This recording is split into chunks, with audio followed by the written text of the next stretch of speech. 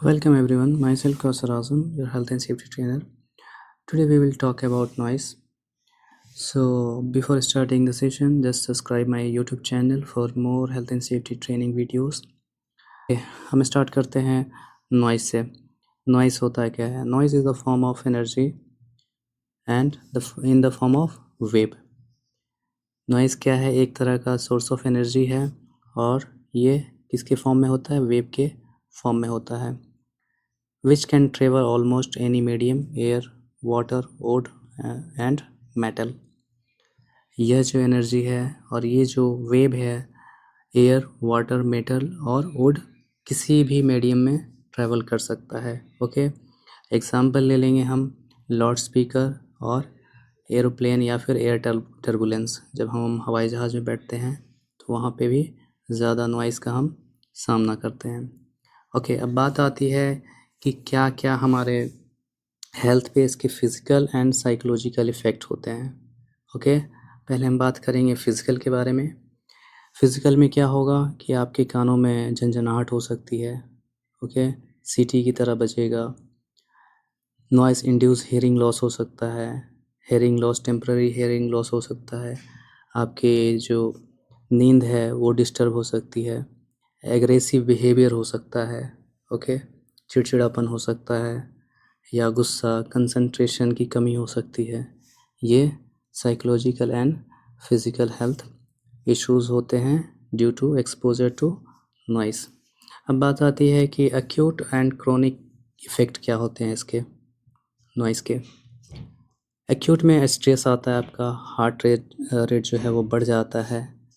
Okay, sleep की कमी हो जाती है, आपको नींद नहीं आएगी, कम्युनिकेशन करने में दिक्कत होगी, टेम्पररी टेनिटस होगा एंड ब्लैक स्टिफनेस।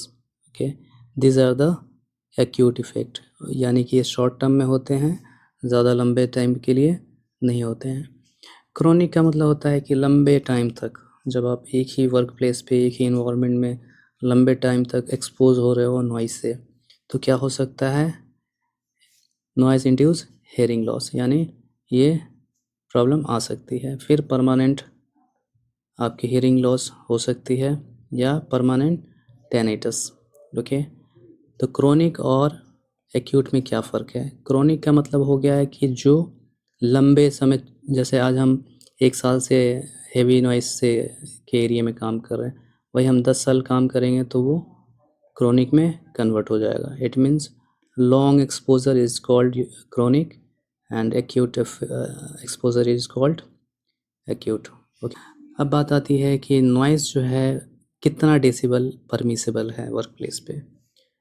हमारे नॉर्मल लाइफ में 85 डेसिबल जो है वो अलाउ है, लेकिन जब हम वर्क प्लेस पे काम करते हैं तो वही काम हमारे 8 घंटे के बराबर होता है। 85 डेसिबल जो हम 8 घंटे बाद काम करते हैं वही हमारे, जैसे कि हम बात करेंगे कि 88 डेसिबल हम कंज्यूम कर रहे हैं किसी हेवी ट्रैफिक में, हम जाम में फंसे हुए हैं और 88 डेसिबल है नॉइज़, तो हम ज़्यादा से ज़्यादा 4 घंटे काम कर सकते हैं और ये 4 घंटे 8 घंटे के बराबर है।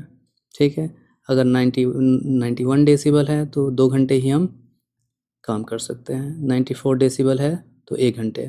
ओके, और 97 से ज़्यादा है तो 30 मिनट। ओके, एग्जांपल में ले लेंगे मेटल ग्राइंडर हो गया या एयर कंप्रेसर या फिर सर्कुलर सो। अगर 100 डेसिबल है, ठीक है, तो इस कंडीशन में हम मैक्सिमम से मैक्सिमम 2 मिनट ही काम कर सकते हैं उस एरिया में। ठीक है, तो ये इक्विवेलेंट है हमारे 8 घंटे के, अगर हम इन चीज़ों पे काम कर रहे हैं तो। ठीक है, अब बात आती है कि नॉइज़ को हम कंट्रोल कैसे करें, how to control noise. Okay, क्या क्या कंट्रोल मेजर्स हम ले सकते हैं। First we can take elimination और reduction at source. Okay, machine या नॉइज़ को कम कर दिया जाए।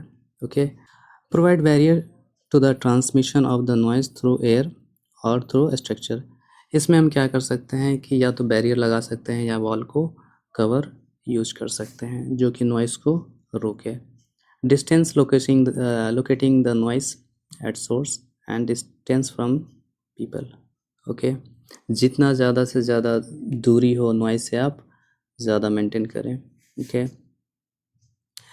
Time limiting to the duration of the exposure to noise. Okay, जितना टाइम आप कम काम करोगे नॉइसी एरिया में उतना बेहतर होगा। ये है एक तरह का कंट्रोल मेजर्स। ओके, या फिर प्रिवेंशन हम बोल सकते हैं। Provision of information and training on noise.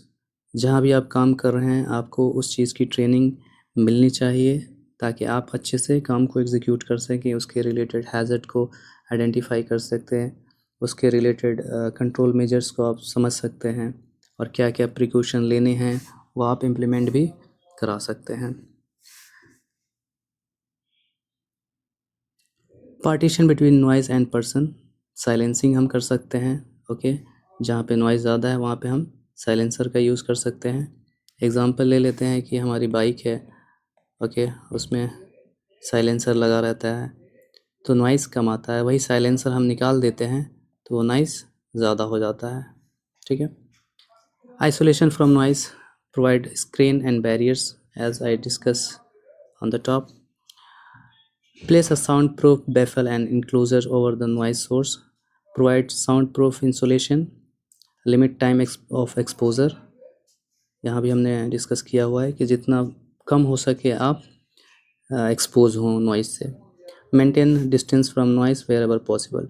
आप जब साइट पे काम कर रहे हैं तो ज़्यादा से ज़्यादा कोशिश करें कि जहाँ नॉइज़ी एरिया है वहाँ दूरी बना के रखें या दूर रहें। Provision of adequate noise protective equipment like air muff and ear plug. अगर आप नॉइज़ी एरिया में काम कर रहे हैं तो कोशिश करें कि एयर मफ या फिर ईयर प्लग का इस्तेमाल लाजिम करें। Regular audiometry test for all workers, ये एक तरह का हेल्थ टेस्ट होता है जो आपके हेयरिंग कैपेबिलिटीज़ को चेक करता है। आज का हमारा टॉपिक नॉइज़ पे इतना ही और हम नेक्स्ट सेशन में मिलेंगे। अभी के लिए थैंक यू।